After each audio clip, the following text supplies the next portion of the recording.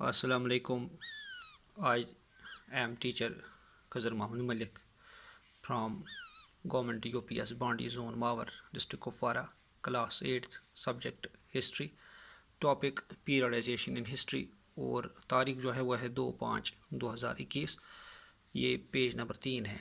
प्यारे बच्चों, इसमें जो टॉपिक आज मैंने चुना है, यानी इसमें हमने इंडियन हिस्ट्री को पीरियड्स में डिवाइड करना है।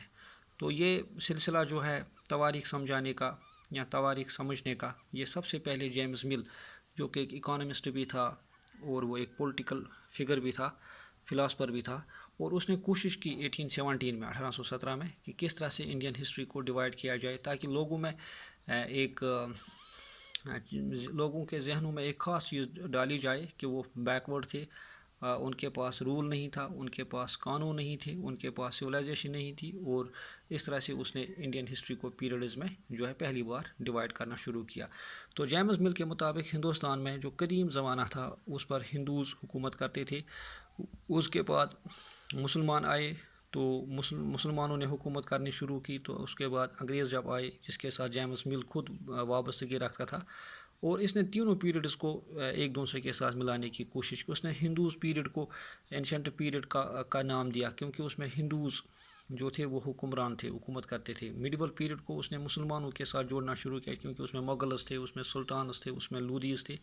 तो जब मॉडर्न पीरियड की बात उसने की, जो जिसमें अंग्रेज़ जो थे वो शामिल थे, लेकिन उसने इन दोनों यानी हिंदूज़ और मुस्लिम पीरियडाइजेशन को क्रिटिसाइज़ किया इस वजह से कि उसने कहा कि ये हिंदूज़ और मुस्लिम जो थे ये डिस्पोटिक थे, यानी जो भी उस वक़्त के बादशाह थे ये लोगों पर जुल्म करते थे। उस वक़्त मजहबी आज़ादी नहीं थी, उस वक़्त ना इक्वलिटी नहीं थी, बल्कि उस वक़्त नाबराबरी थी। लोग जो थे वो परेशान थे, बादशाह आलीशान ज़िंदगी गुजारते थे और इस तरह से लोगों से बेगार लिया जाता था। तो फ्रीडम, चाहे मजहबी फ्रीडम हो, चाहे इक़्तिसादी फ्रीडम हो, सियासी फ्रीडम हो, या कानूनी फ्रीडम हो, मजहबी फ्रीडम हो, ये सारी चीज़ें उस वक़्त न होने के बराबर थी। इसलिए उसने कहा कि हिंदूज़ और मुस्लिम पीरियड जो था ये डिस्पोटिक था, यानी जो बादशाह के मन में आता था वही हुआ करता था, बल्कि लोगों की नहीं सुनी जाती थी। नंबर 1, तो उसने कहा कि उस वक़्त मजहबी इंटॉलरेंस थी, यानी रिलीजियस इंटॉलरेंस, यानी अगर कोई हिंदू मज़हब में, हिंदू दौर में, एंशंट दौर में मजहबी छेड़खानी करता या मजहबी प्रचार करता, तो जो उस वक़्त दूसरे मज़हब थे वो डेंजर में थे, यानी वो ख़तरे में थे, यानी उस वक़्त मजहबी इंटॉलरेंस थी। तो इस तरह से अगर मुसलमानों के ज़माने की बात की जाए, तो अगर उस वक़्त कोई क्रिश्चियनिटी फैलाने की कोशिश करता या हिंदू मज़हब के प्रचार करने की कोशिश करता, तो उसको आज़ादी हासिल नहीं थी। तो उसने कहा कि रिलीजियस इंटॉलरेंस थी। और यहाँ पे कास्ट टेबूज थे, यानी जो भी सोसाइटी में लोग रहते थे वो बटे हुए थे, उनमें वो तकसीम हुए थे कास्ट को लेके। मसलन अगर हम हिंदू कास्ट की बात करें तो यहाँ पे जो थे शूद्रास थे, विश्यास थे, या इस तरह से ब्राह्मणस थे, क्षत्रियास थे। तो कास्ट सिस्टम था। इस तरह से मुसलमानों में भी ऊंच नीच थी, ज़ात पात था, तो कास्ट सिस्टम ज़्यादा था। और इस कास्टिज़म को लेके लोग शादियों में ख्याल रखते थे, तिजारत में ख्याल रखते थे, या कारोबार में जो है वो ख्याल रखते थे। तो ये उस वक़्त का समाज था, कास्ट टिब्बू ज़्यादा थे। और उसने कहा कि वहाँ पे सुपरस्टिशियस थे, यानी लोग जो थे वो तवहम परस्त थे, वो हीले बहानों पर ज़्यादा जो है यकीन रखते थे। और तीसरी बात उसने कही इन दो पीरियड्स के बारे में, वो ये कि हिंदुस्तान में लोग अक्सर वो अनसिविलाइज्ड थे, यानी उनके पास नॉलेज जैसा कोई चीज़ ही नहीं थी, उनके पास साइंस जैसा कोई चीज़ ही नहीं था, उनके पास इन्वेंशन जैसी कोई चीज़ ही नहीं थी। वो पुरानी फरसूद तरीका इख्तियार करके, चाहे खान पीन का मामला हो, चाहे पहनने का मामला हो, चाहे शादियों का मामला हो, चाहे जो है तिजारत का मामला, सियासत का मामला हो, ये सारे के सारे मामलों में जो थे, इंस्टीट्यूशंस में जो थे, डिपार्टमेंट्स में जो थे, ये अनसिविलाइज्ड थे क्योंकि इनमें नॉलेज नहीं थी। और डार्केस्ट रूल उसने कहा कि यानी ये अगर इन दोनों पीरियड्स को मिलाएंगे तो ये डार्केस्ट रूल था, यानी यहाँ पे जो है वो अंधेर नगरी थी।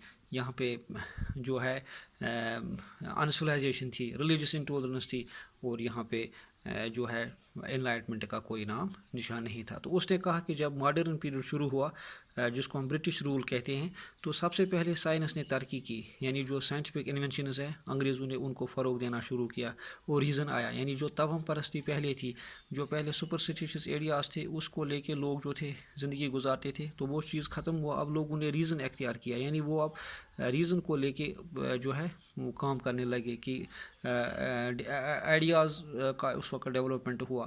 اور اس طرح سے ڈیولپمنٹ ترقی ہوئی، یعنی فیکٹریز بنی، مارکیٹس میں اضافہ ہوتا گیا. اس طرح سے سڑکیں بنی، بڑے بڑے کمپارٹمنٹس بڑے، اس طرح سے امپلائمنٹ کے بہت سارے جو وسائل ہے وہ بڑے. تو ڈیولپمنٹ جو ہے اس وقت وہ زیادہ سے زیادہ فروغ پانے لگا. اور اس وقت وہ لوگ جو تھے وہ خوش تھے، کہا کہ لوگ جو تھے وہ خوش تھے، ہیپینس تھی.